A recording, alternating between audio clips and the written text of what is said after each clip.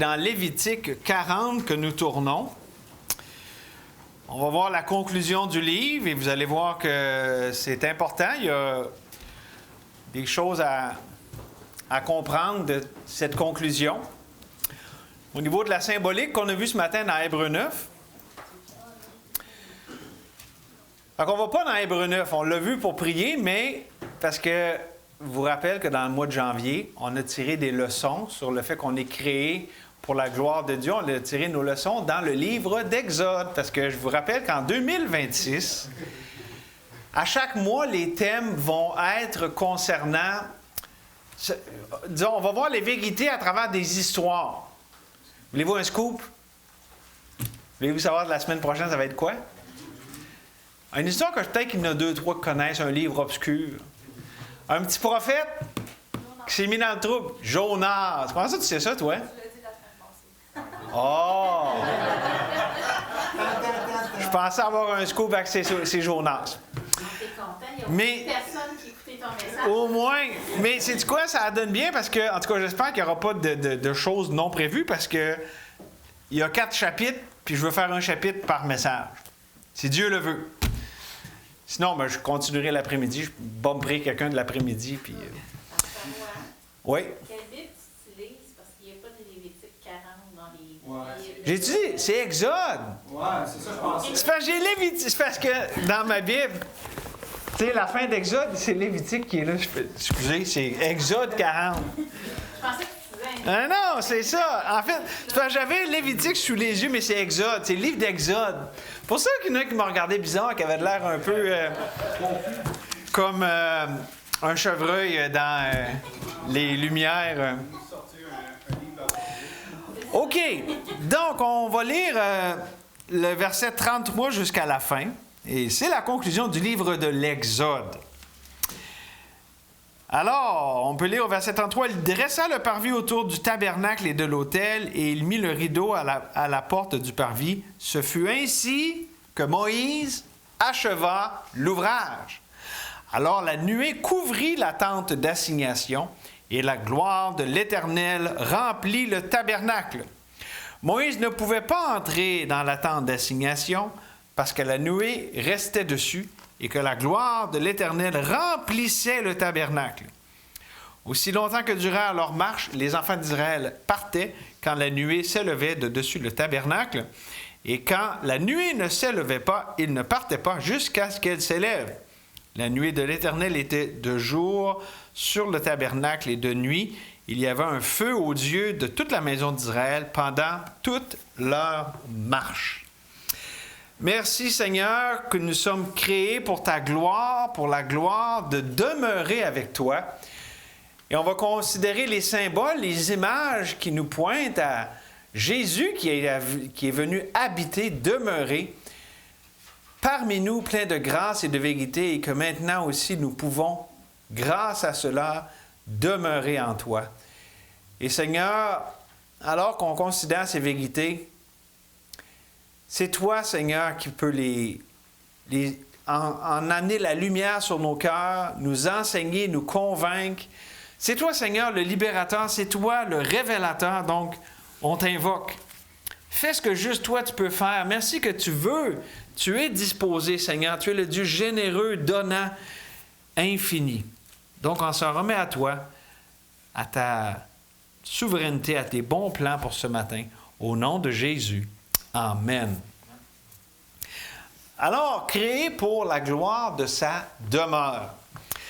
On vient de lire que notre cher Moïse, après toutes les instructions qui avaient été données puis tout ce qui a été exécuté comme ouvrage, a achevé l'ouvrage. Mais c'était une œuvre incomplète, on peut le dire de même, partielle, temporaire, dans l'attente de l'authentique œuvre du tabernacle, qui est Jésus lui-même, qui, je l'ai dit tantôt dans Jean 1,14, c'est spécial, ça dit « Et la parole a été faite chair, et elle a habité parmi nous, elle a tabernaclé, elle a pris la forme comme d'une tente. » D'ailleurs, ça réfère dans la Bible, aussi longtemps que nous sommes dans cette tente, ça réfère des fois dans la Bible au fait qu'on a un corps, puis on est sur la terre comme étant une habitation, une tente temporaire. Parce qu'on comprend qu'une tente, c'est pas quelque chose que tu fais ta vie là-dedans, à moins que tu sois un nomade, là. Mais c'est toute l'idée, justement, du fait que c'est temporaire, puis on est de passage sur cette terre, OK? Mais ici, nous avons, dans la conclusion du livre d'Exode, l'aboutissement, l'achèvement de beaucoup de travail. Et c'était enfin l'atteinte, l'accomplissement du sommet de ce qui a été pendant longtemps une œuvre pour Israël, puis dont c'est Moïse qui dirigeait tout ça. Et ça a été couronné comment? La gloire de Dieu. Non seulement on finit le travail, mais là, Dieu a donné son approbation en lui-même, en se manifestant dans cette tente. Et première leçon que je veux tirer de ça en introduction, avant qu'on développe plus en détail le message, bien, comme c'est aussi après du temps, du travail selon des spécifications précises que le fruit de verset 34 est arrivé, que la gloire de Dieu s'est manifestée et que ça a produit cette habitation temporaire pour Dieu auprès de son peuple. Mais de la même manière, c'est après beaucoup de temps et beaucoup de travail de la part du Père, de l'Éternel, dans l'Ancien Testament, que l'histoire de la rédemption a atteint son apogée avec la venue de Jésus, qui est venu habiter parmi nous et qui, lui, a amené cette œuvre à sa completion, à son achèvement, avec la croix et la résurrection. Et donc, ici, on a, si vous voulez, un aboutissement temporaire. C'est un aboutissement qui annonce un autre aboutissement, mais Jésus, lui, quand il est allé sur la croix, qui a été enseveli, qui est mort, qu'il est ressuscité, ça, c'était l'œuvre parfaite, achevée, une fois pour toutes. Et donc, on voit avec ça l'idée de Dieu qui demeure avec son peuple. Et ici, Dieu voulait, à travers cette tente, puis plus tard, le temple, qui est sur la même idée, le même modèle, demeurer avec son peuple. C'est pour ça qu'un juste de l'Ancien Testament comme David s'exprime ainsi. Connaissez-vous le psaume 27,4? C'est beau, ça. « Je demande à l'Éternel une chose que je désire ardemment. Je voudrais habiter toute ma vie dans la maison de l'Éternel pour contempler la magnificence de l'Éternel, pour admirer son temple. » Et on sait que c'est plus ici que juste l'idée du temple terrestre. Il parlait évidemment de la présence même de Dieu. Donc, il y avait ça dans l'Ancien Testament. Puis, aussi, pour quiconque ici a reçu Jésus comme son sauveur, lorsqu'on reçoit Jésus comme notre sauveur personnel, ça peut être après souvent beaucoup de labeur et de langueur et d'attente pour finalement arriver à laisser entrer le roi de gloire. Hein? Il y a un chant là-dessus. Laisse entrer le roi de gloire, donne ton cœur à Jésus. Ça peut être aussi même pour des enfants de Dieu, sauvés par la grâce, qui finissent par sortir du désert de la sanctification par les œuvres, des efforts à essayer de plaire à Dieu dans sa propre force, pour entrer dans la Canaan de la sanctification par la foi. Tout ça, on va le considérer ensemble. Il y a un peu de tout ça dans notre message, qu'on va ensemble voir 3 gloires de l'habitation de Dieu avec son peuple. D'abord, puis là, vous n'êtes pas obligé nécessairement de tourner là, mais vous pouvez, dans Exode 25, juste 3 petits versets qu'on va regarder. D'abord, les versets 8 et 9. « Ils me feront un sanctuaire et j'habiterai au milieu d'eux. Je ferai le tabernacle et tous ses ustensiles d'après le modèle que je vais te montrer. » Puis ensuite, au verset 40 du même chapitre, « Regarde et fais d'après le modèle qui t'est montré sur la montagne. » Et ceci est cité dans Hébreux chapitre 8. Ce matin, on a lu chapitre 9, mais chapitre 8 aussi parlait de ça. Et ça nous dit justement que le tabernacle dont ça parle dans Hébreux, c'était fait selon le modèle que Dieu avait montré. Donc, la première gloire, c'est la gloire de l'accomplissement de sa demeure.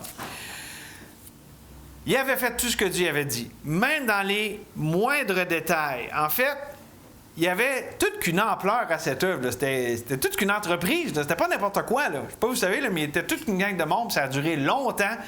Puis, C'est en grand détail que Dieu avait donné cette œuvre monumentale et glorieuse. Et je dirais que des fois, les chrétiens, on peut un peu négliger, voire même mépriser l'importance de cette œuvre du tabernacle. Pourquoi? Parce que nous, on connaît l'ultime accomplissement. On sait, ouais, ça c'était temporaire, puis tout. Mais pour eux autres, c'était quand même quelque chose, puis c'était unique. Il n'y a pas un peuple sur la terre qui adorait Dieu comme ça. Ça pointait à Jésus, on le sait. Mais justement, il n'y avait rien de pareil. C'était pas comme les petits idoles, puis les affaires d'offrir des fruits, des légumes, des bebelles, puis OK, ou même des personnes, là, mais bon. Donc, c'était déjà glorieux et unique. Mais comme tellement de choses dans l'Ancien Testament, spécialement celles dans la loi de Moïse, la richesse de la leçon est d'en extirper les symboles christiques. Trouver Jésus dans les Écritures, parce que Jésus l'a dit lui-même. Les Écritures rendent témoignage de moi. Puis Jésus, quand il parlait avec nos 2 disciples d'Emmaüs, qui étaient tous déflaboxés, ça dit qu'il a expliqué avec les Écritures, l'Ancien Testament, ce qui le concerne lui. Et donc, on a ici, par l'accomplissement de la demeure, là, de cette demeure-là, qui était temporaire dans Exode, plusieurs parallèles importants qu'on peut faire avec la vie chrétienne. OK? D'abord, l'importance des détails. Puis on va juste en considérer 2, mais l'importance des détails. Pourquoi il y avait tant de détails, puis Dieu était si minutieux? Je ne sais pas si vous l'avez lu, là, mais le petit rond qui est en or pour mettre puis là, ça dit la sorte de bois qui va être pour porter ça, puis là, les bouclettes, puis il faut que ça soit une petite fleur, puis je veux dire, c'est fou les détails. Puis là, les draps, ils vont être faits avec tel tissu, puis plus qu'un drap, puis là, c'était incroyable le nombre de détails qu'il y avait là-dedans. Mais pourquoi? Mais parce que tous les détails nous pointent à Jésus-Christ, à sa personne et à son œuvre. Par exemple, il y a tout le temps plein de 4 partout, là. 4 couleurs, puis là, OK? Bien, Jésus, il y a 4 évangiles, ça montre les 4 facettes de la personne de Jésus puis de sa mission. OK, on n'aurait pas dans les détails là-dessus, je pourrais faire plusieurs messages juste là-dessus. D'ailleurs, notre frère l'a fait déjà quand même en pas mal de détails. Mais le but ici de mon message, c'est pas de rentrer dans ces détails-là, mais c'est plutôt de voir la perfection de Jésus. Tout ça nous pointe au fait que tout ça nous montre l'œuvre parfaite de Jésus. Puis sa sainteté, comme je vous le dis, il n'y avait rien de ça. Il n'y a pas un païen, excusez de l'expression, pas un gentil, qui avait pensé à adorer un Dieu de cette façon-là. Même pas proche, là. Je veux dire, c'était complètement à part, et c'est Dieu, parce que c'est ça l'idée de saint, c'est autre, c'est à part. Il n'y a rien dans l'histoire qui est semblable à ce tabernacle, et évidemment, à Jésus-Christ. On en parlait, Raphaël. Quand on compare Jésus à n'importe qui d'autre, il n'y a rien qui se compare. Rien, rien, rien. Ni personne, ni œuvre, rien. Et cette sainteté requiert l'exactitude. C'est pour ça qu'il y avait tous des détails, puis il y avait vraiment une exactitude là-dedans. Et là, je veux faire un parallèle ici. Pourquoi tant de détails? Pourquoi une telle exactitude, un souci du détail? Mais je pense que pour nous, puis là, écoutez bien ce que je vais vous dire, parce que c'est une application importante. Si on veut vivre et expérimenter la sainteté, l'autreté, d'être mis à part pour Dieu, puis de prendre part à cette œuvre de Dieu, puis là, je parle des enfants de Dieu, en bout de ligne, il faut passer par le processus de Dieu. Puis ça peut être long, laborieux, minutieux. Puis plein de petits détails, puis de détours, de façons de faire que nous, on n'aurait pas voulu. Pourquoi? Parce que c'est ses plans, c'est son œuvre, c'est lui qui décide comment que ça marche.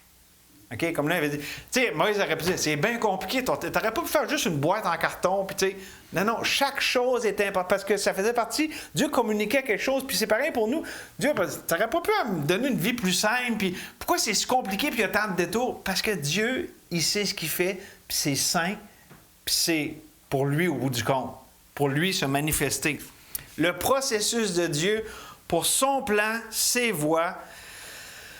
Et savez-vous, c'était vrai pour Jésus-Christ. C'est-à-dire, sa vie là, sur terre, c'était quand même toute qu'une affaire. Mais qu'est-ce qu'il a dit à la fin dans sa belle prière sacerdotale? Il dit, j'ai accompli, comment il dit? J'ai achevé l'œuvre que tu m'as donnée. Dans les moindres détails, Jésus a accompli l'œuvre du Père. Et pour nous, c'est pareil. Vous savez, des fois, on se demande comment ça qu'il m'arrive telle chose. Bien d'abord, connaissez-vous l'expression crowded to Christ, d'être contraint à arriver vers ce point culminant, d'arriver à Jésus? N'est-ce pas comme ça qu'on a connu Jésus pour d'abord notre salut? Ou est-ce que vraiment toutes les choses arrivaient puis ça nous amène là? Puis c'est vrai aussi pour la sanctification. Est-ce que Dieu nous amène à des points de convergence de même? Ou est-ce qu'il nous amène un pas, à une étape? On va parler d'étape dans un instant, mais Dieu a son processus qui est important. Nous, on veut tout le temps la finalité. Mais Dieu est intéressé au processus. Puis ça, c'est long, c'est minutieux. C'est plus, disons, détaillé que ce qu'on voudrait. Mais ne rejetons pas le processus de Dieu, aussi laborieux soit-il, parce qu'au bout du compte, les voies de Dieu ne sont pas nos voies, puis ses pensées ne sont pas nos pensées. Puis c'est son moyen désigné pour nous conduire à Christ, puis aussi pour former Christ en nous. Donc, que par la foi, on dit, OK, Seigneur, j'accepte ton processus. Donc, il y avait ce point-là qu'on voit, l'importance des détails. Il n'y avait rien qui était laissé au hasard, c'était important. Puis Dieu, dans notre vie aussi, c'est important. Chaque étape, tout ce qui nous fait passer, il y a un but avec ça. OK? Mais il y avait aussi l'ampleur des détails. Puis là, je veux un moment de vérité, sois honnête. Suis-je le seul à trouver vraiment ardu de lire Exode 25 à 40? C'est drôle, OK? Disons-le, là. Tu sais, et tu feras de ci, puis là, ça dit des mouchettes. Puis là, il y a des expressions. Ah, ouais, je savais même pas que ça existait, ce mot-là. Puis là, des ci, puis des ça, comme je te dis. Puis même, là, tu sais, c'est dans les moindres détails, c'est fou. Puis là, avec ça, tel tissu, tu vas le prendre, puis du fin lin retors. Pas ça ressemble à quoi, mais il y a ça dans le tabernacle. Retors, je sais pas ce que ça fait, c'est. Je connais pas trop c'est quoi du fin. Je sais c'est quoi du fin lin, mais retors, je sais pas ce que ça fait dans la vie. Mais c'est là. Et pourquoi encore là tant de détails? Bien, parce que, bien évidemment, ça aussi, ça nous pointe à Jésus. Mais ça nous montre aussi la grande quantité de choses. Tu sais, quand on pense, Jésus, là, tout ce qui a été dit sur Jésus, sur sa mission, sa personne dans l'Ancien Testament, c'était toute qu'une affaire. Là. Tout ça, ça pointait à ce que Jésus devait faire, devait venir pour faire. OK? Il y a des symboles, il y a des prophéties directes, il y a toutes sortes de choses. Et savez-vous quoi? C'est tout arrivé à la lettre. Et quand Jésus a dit « tout est accompli », il a accompli tout ce qui était dit sur lui, absolument tout. Et il a complètement achevé l'œuvre, le dessein que Dieu avait pour lui. Et c'est quoi la clé de cet accomplissement? Puis là, c'est là que je veux donner mon application. Jésus, connaissez-vous l'expression « la kénose » ? Il y a une hérésie qui va là-dessus là, dans certains milieux où est-ce que ça l'applique ça à nous autres comme si on était divin et tout ça. Mais la kénose, c'est un mot biblique qui nous parle de Jésus qui est demeuré 100% Dieu, mais qui est devenu 100% humain. Puis la Bible dit c'est dépouillé. C'est ça le mot kénose, c'est-à-dire qu'il a mis de côté des attributs divins, mais en demeurant Dieu. Puis il s'est placé comme ça dans une position de totale dépendance à son Père. C'est pour ça que lui-même, à plusieurs reprises dans les Évangiles, il dit « Je fais rien de moi-même, je fais ce que le Père fait, puis ce qu'il me montre. Okay? » Puis Jésus est en totale dépendance à Dieu. Et c'est comme ça qu'il a accompli absolument tout ce qui était dit sur lui. Bien, c'est pareil pour nous autres. Comme Jésus était en dépendance totale et absolue dans tous les aspects de toute sa vie, mais de la même manière pour nous, pour accomplir le plan que Dieu a pour nous autres, qui est un plan bienfaisant, qui est un plan libérateur, qui est un plan de vie, de victoire, Dieu nous appelle à y faire confiance pour dépendre de lui dans tous les aspects de toute notre vie. C'est pour ça qu'il y a un verset qui n'est pas très long, mais qui en dit long. Il n'y a ni sagesse, ni intelligence, ni conseil en face de l'Éternel. Puis Dieu, pour qu'il accomplisse son plan dans notre vie, puis la Bible nous dit si on est son enfant, on est son ouvrage. Donc, c'est lui qui fait comme il veut avec son ouvrage. Bien, le secret, c'est simplement d'accepter de dépendre de lui. de ne pas s'appuyer sur nos propres raisonnements, de le reconnaître dans toutes nos voies. Puis c'est lui qui va faire cette œuvre. Notre clé, la clé, c'est la dépendance, la soumission de la foi. Et qui d'ailleurs est l'antidote à l'orgueil incrédule qui fait qu'on se pense plus sage que Dieu. Pensez-y, quand on rouspète, quand on n'est pas content de quelque chose, de quelqu'un, d'une situation, comme Israël dans le désert, finalement, la plainte a fini sur le bourreau de Dieu, puis c'est lui qui le prend personnel. Parce que c'est Dieu qui a envoyé ça, c'est Dieu qui a envoyé cette circonstance, cette personne, cette chose, pour son plan. Puis Dieu ne nous dit pas, je vais l'enlever parce que tu trouves ça plate. Il dit, fais-moi confiance. Dépends de moi. Demeure soumis à moi, puis tu vas voir, je vais accomplir mon plan. Donc, c'est la première chose qu'on voit dans cette conclusion du livre de l'Exode, l'accomplissement de sa demeure. La deuxième gloire, c'est la gloire de l'achèvement. Okay? Ils ont tout accompli, puis là, c'était fini enfin. Donc, c'était laborieux, il y avait beaucoup de détails pour l'accomplir. Mais là, c'était fini. Verset 33, il dressa le parvis autour du tabernacle et de l'autel, et il mit le rideau sur la porte. Ça, c'est les derniers détails. Ce fut ainsi que Moïse acheva l'ouvrage. Et donc, on peut dire que c'était achevé, mais c'était juste une étape dans le plan de Dieu. Mais il avait franchi cette étape. Puis évidemment, ce n'était pas fini, là, parce qu'on l'a dit déjà de plusieurs manières. Jésus est le vrai et le meilleur, le plus grand tabernacle. Il est aussi le plus vrai, le vrai et le plus grand Moïse et tout ça, mais bon. Il y a un verset dans le Nouveau Testament qui nous pointe un peu à ça. Ça nous dit dans 2 Corinthiens chapitre 3, le verset 18, « Nous tous dont le visage découvert reflète la gloire du Seigneur, nous sommes transformés en la même image de gloire en gloire par l'Esprit du Seigneur. » Vous savez, le Seigneur marche beaucoup dans notre vie par étapes. Il nous amène à quelque chose, oups, on a franchi une étape. On n'est pas parvenu, on ne peut pas se péter les bretelles et dire « Ah, wow, j'ai plus besoin de Dieu », comme un humoriste que je connais dit « Ah, là, j'ai plus besoin de Dieu, j'ai plus besoin de prier ». Non, Dieu nous a amené à une étape, mais c'est sûr, ce n'est pas la fin de l'histoire. Sauf que c'est quand même une étape, un passage de vie. Hein? On a toutes sortes d'étapes dans la vie. Puis ça, c'est beau, il y a un accomplissement là-dedans. Puis là, je veux vous parler un peu de ça parce que on peut avoir cette réjouissance, ce sentiment de travail accompli dans la vie chrétienne. Mais savez-vous, quand c'est authentique, puis c'est vrai, puis ça satisfait vraiment le cœur, c'est pas quand c'est nous qui le fait, mais quand on voit que c'est Dieu qui l'a fait. OK? Des fois, moi, je dis ça à des gens à qui je parle, puis tout ça.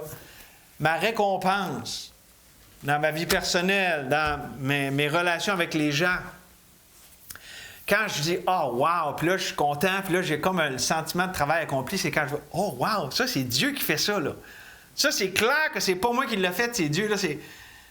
Ça donne ce sentiment de travail accompli. Pourquoi? Parce que c'est évident que c'est pas moi, c'est pas avec ma sagesse, c'est pas avec mes moyens, ma chair, c'est Dieu.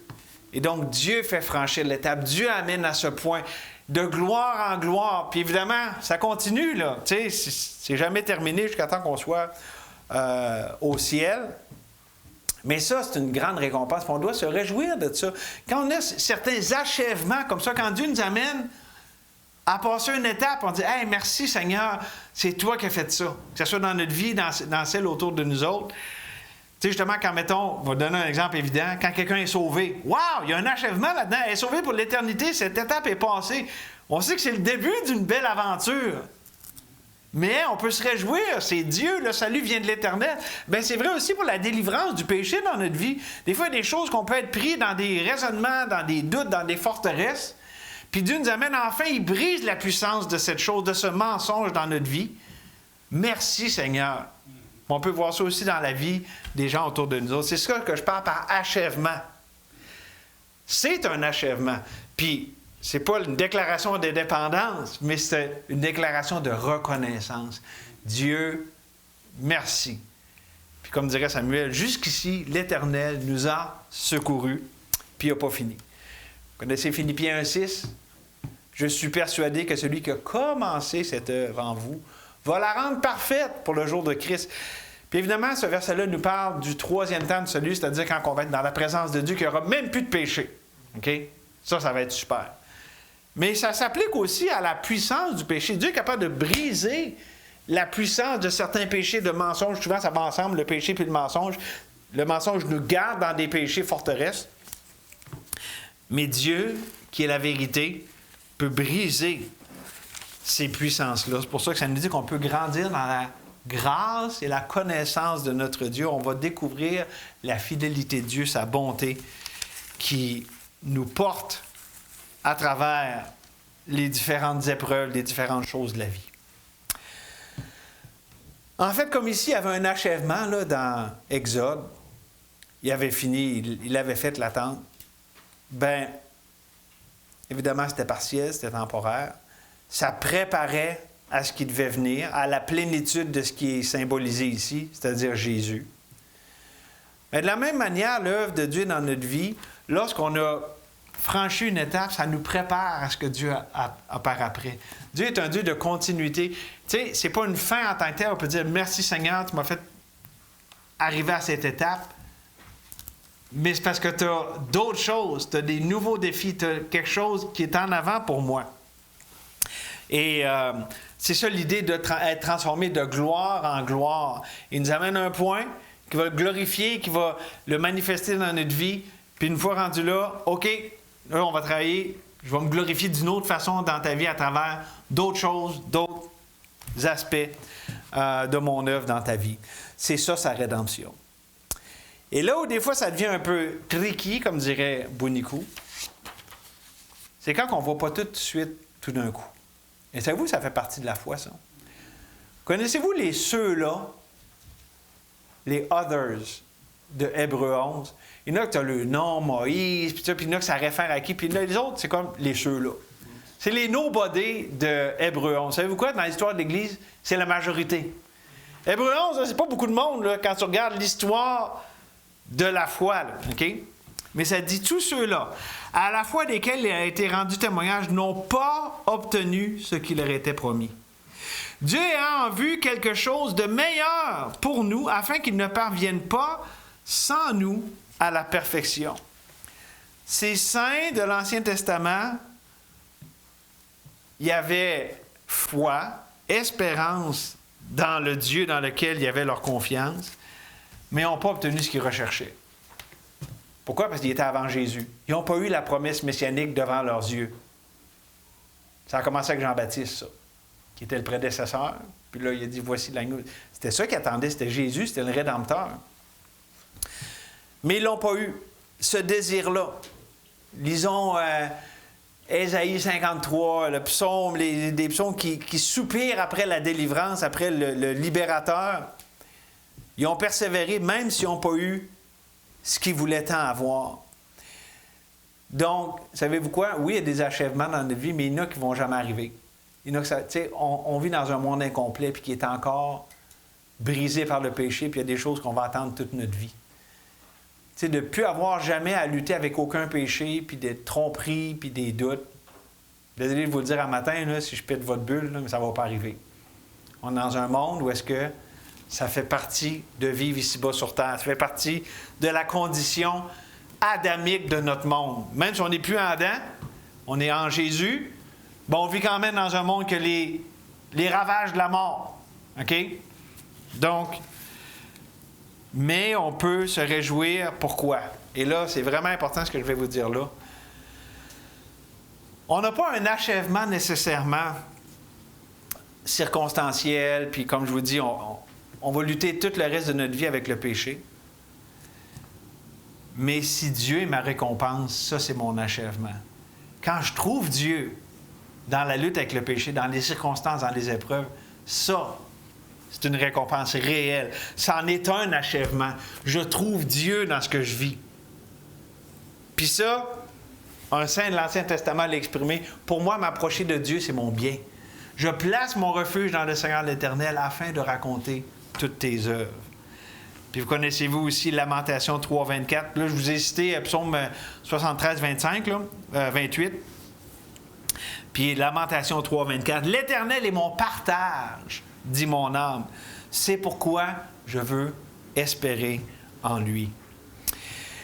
Et donc, on peut toujours, même si tout n'est pas achevé, même s'il y a bien des choses qui vont rester temporaires ou qui vont se répéter pour nous amener à dépendre de Dieu, on peut toujours se réjouir en l'Éternel, notre Dieu. Ça m'amène à la troisième gloire de sa demeure, la plénitude de sa demeure. Et ça, on a ça dans les versets 34 à 38, où est-ce qu'on voit que la gloire de l'Éternel, elle remplissait le tabernacle au point que Moïse n'était plus capable de rentrer. Première chose, on va voir quelque chose d'autre par la suite, mais évidemment, on peut faire un parallèle parce que qu'est-ce que la Bible nous dit sur Jésus? Qu'on a tout pleinement en lui, qu'on peut être rempli du Saint-Esprit, rempli jusqu'à toute la plénitude de Dieu. Donc, cette plénitude qui était dans le tabernacle terrestre, nous qui sommes le temple de Dieu en esprit, on peut aussi vivre cette plénitude. OK? Donc, il y a un parallèle qui est évident, soyez remplis de l'Esprit. La plénitude de Dieu, et c'est drôle parce qu'ici, ça l'empêchait de Moïse d'entrer. Il ne pouvait pas faire ce qu'il voulait. C'est drôle, hein? Ça dit, si vous marchez par l'Esprit, vous n'accomplirez pas les désirs de la chair. Ces deux choses sont opposées entre elles afin que vous ne fassiez pas ce que vous voudriez. Quand Dieu me remplit, les désirs que je peux avoir de moi, de ma chair, vont être empêchés. Donc, ça m'amène à deux leçons sur cette plénitude glorieuse. La première, j'appelle ça la plénitude expulsante de la gloire de Dieu. La plénitude expulsante. Il y a même, Christina, c'est-tu Ian Thomas qui parle du expulsory power of the life of Christ? Non, c'est un autre. En tout cas, c'est quelqu'un qui a écrit là-dessus, qui a un petit livre, un livret. La puissante expulsante de la vie de Jésus. Quand la vie de Jésus prend, ou l'Esprit de Jésus en moi, là, la plénitude de l'Esprit, prend toute la place, quand cette plénitude, elle est là, elle va expulser la mort, le péché et toutes les autres affaires. Ça veut dire que, au lieu de lutter à vouloir régimenter notre vie et à vouloir se débarrasser du mal, notre souci devrait plutôt laisser Dieu tout prendre la place, puis ça va chasser le mal. C'est pas mal mieux, je sais pas pour vous, mais au lieu de se battre contre des dragons, là, de juste inviter Dieu et dire Dieu prend toute la place. C'est pas mal moins fatigant, puis c'est pas mal plus bénéfique, n'est-ce pas? Dieu prend toute la place. Puis c'est ça la puissance expulsante de la vie de Dieu. Donc, pour revenir à des exemples comme je disais tantôt, tu sais, quand c'est plate, c'est difficile, des choses que, voyons, le processus de Dieu est donc bien long. Dieu, là, c'est précisément pour ça qu'il permet des bouts laborieux, pénibles et difficiles, pour qu'on arrive à dire, OK, Dieu prend toute la place. Vas-y, c'est toi qui décides.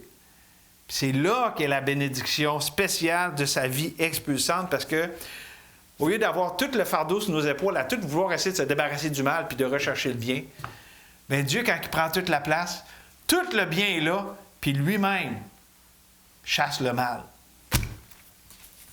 C'est vraiment super. C'est Romains 8 au lieu de Romains 7.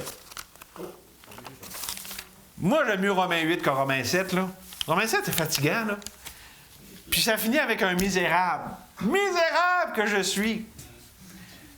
Mais il pose la bonne question, qui me délivrera? Oui, c'est Jésus, c'est celui qui prend toute la place. Donc, c'est ça la plénitude expulsante de sa vie. Mais on regarde aussi, parce que la toute fin, puis on va les relire, ces versets-là, ça dit au verset 36, « Aussi longtemps que durant leur marche, les enfants d'Israël partaient quand la nuée s'élevait de dessus le tabernacle. » Donc, cette nuée de gloire, non seulement elle expulsait, il y a une puissance expulsante, mais aussi c'est une plénitude dirigeante. Parce que ça dit que quand elle se levait, il se levait. Quand elle ne bougeait pas, il restait là. Dieu les dirigeait par sa gloire. Le fait qu'il était là avec eux autres était la manière de les diriger. Et ça aussi, ça nous pointe à la puissance directrice de la vie de Dieu dans ses enfants. Écoutez ce que ça nous dit dans Romains 8:12. « Ainsi donc, frères, nous ne sommes point redevables à la chair pour vivre selon la chair. Si vous vivez selon la chair, vous mourrez. Mais si par l'Esprit vous faites mourir les actions du corps, vous vivrez. Car tous ceux qui sont conduits par l'Esprit de Dieu sont fils de Dieu. Il y a un principe là-dedans que l'idée, lorsque je suis rempli du Saint-Esprit, j'ai la plénitude de l'Esprit, il me conduit, il me dirige. C'est pas juste une présence passive de même, je suis rempli, puis... Non, il me remplit de ses pensées, de ses motivations, de sa volonté, sa pensée, ses émotions. OK? Il me remplit, puis... Donc, non seulement ça l'expulse le mal, mais ça me dirige dans toutes ses voies. C'est vraiment une formule gagnante, là. Un matin, j'ai une formule. Moi, je vous prêche des formules. C'est Jésus en vous. C'est ça, la formule. Puis d'ailleurs, aussi dans Galates 5,18, ça dit, si vous êtes conduits par l'Esprit, vous n'êtes point sous la loi. Tu n'as pas besoin de te régimenter comme ça, puis d'essayer d'expulser le mal. Puis... Non, parce que quand tu es conduit par l'Esprit, il va te diriger dans tout le chemin de la vie. Et cette plénitude, évidemment, nous parle de la vie abondante, comme Jésus en parle dans Jean 10,10, la vie débordante. Et là, je vais dire quelque chose, puis on en a parlé hier, puis ça a même ressorti dans ta prière, Amélie, mais la vie chrétienne, puis là, je peux vous poser la question. Je vous pose une question piège. Ceux qui savent la réponse, vous n'avez pas le droit de répondre. Sinon, je vous enlève vos chocolats. OK? Est-ce que la vie chrétienne, c'est d'abord une question de se donner à Dieu ou de recevoir de Dieu? La vie chrétienne, c'est d'abord recevoir de Dieu parce qu'on est appelé à donner de l'abondance de ce qu'on a reçu. Ça, c'est fondamental. C'est ça, la nouvelle alliance. C'est Dieu qui nous a tout donné pleinement en Christ pour qu'on en déborde sur les autres. Puis, juste pour vous assurer que je n'ai pas inventé ça ce matin et que je n'arrive pas avec des nouvelles doctrines, Jésus lui-même, dans la belle image de la vigne puis les branches, là, dans Jean 15, là, c'est exactement ça ce qu'il dit. Il dit, moi, là, je suis la racine nourricière, vous êtes des branches, puis vous portez du fruit. Ça veut dire quoi, ça? En gros, ça veut dire que la branche, elle reçoit la sève. Elle est faite pour recevoir de Dieu afin de donner aux autres. Parce que la branche, elle ne profite pas de son fruit. Elle le donne. Beaucoup de chrétiens sont épuisés, sont découragés, sont tristes parce qu'ils vivent pour se donner à Dieu puis espèrent un peu recevoir de leurs frères et sœurs dans le Seigneur. Puis ça, c'est décevant parce que quoi? On ne va jamais avoir selon la mesure de ce que notre cœur aspire. On est béni par nos frères et sœurs, mais on ne peut jamais avoir l'infini que notre cœur a besoin. Non, la vie chrétienne, c'est recevoir de la source d'eau vive et intarissable, qui est Dieu, pour déborder sur les autres. Ça, mes amis, là, c'est très simple, mais fondamental, super important. Et c'est comme ça que Dieu, il nous permet de vivre la vie chrétienne par la foi. C'est comme ça qu'il va nous diriger. Il va nous diriger comme ça lorsqu'on est rempli par le Saint-Esprit à vivre cela. Ou est-ce qu'il nous dirige dans des bouts désertiques pour qu'on dépende de lui, qui est notre source de vie, puis il nous amène sur les tops de montagnes, puis les vallées verdoyantes, pour qu'on dépende encore de lui. Puis c'est toujours le même principe. On est fait pour recevoir afin de pouvoir donner. Et donc, en conclusion ce matin, le tabernacle, la tente d'assignation dans le livre d'Exode. Évidemment, là, je pense que vous le savez depuis qu'on a commencé le message, c'est une ombre de Jésus-Christ. Okay? Jésus en est l'accomplissement. C'était prophétique. Jésus lui-même étant celui qui a habité parmi nous plein de grâce et de vérité. Mais c'est aussi une image de nous, ses enfants, ou son corps, parce que nous sommes le temple de Dieu en esprit. J'ai l'impression qu'il est néo-testamentaire, ça. Nous sommes son temple. C'est quand ça dit vous êtes le temple du Saint-Esprit, savez-vous c'est quoi le mot que ça prend? Il y avait 2 mots pour temple. Il y en a un qui c'était tout l'ensemble du temple, puis l'autre c'était le Saint des Saints. Devinez quel mot pour référer à nous autres? Le Saint des Saints. Là où Dieu habite. Parce qu'on est l'habitation de Dieu en esprit. Individuellement, puis comme Église. Et donc, je répète un verset que je vous ai dit. Nous sommes son ouvrage, ayant été créés en Jésus-Christ pour de bonnes œuvres. Éphésiens 2,10. Mais si on est son ouvrage, vivons en conséquence par la foi dans une telle œuvre, dans le fond, dans une sainteté qui s'y est, qui est convenable à être vêtu d'un tel honneur. Dieu a déclaré que nous sommes son habitation en esprit.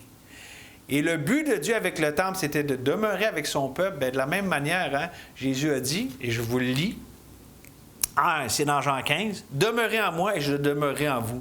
Comme le sarment ne peut porter de fruits s'il ne demeure attaché au cep, ainsi vous ne le pouvez non plus si vous ne demeurez en moi.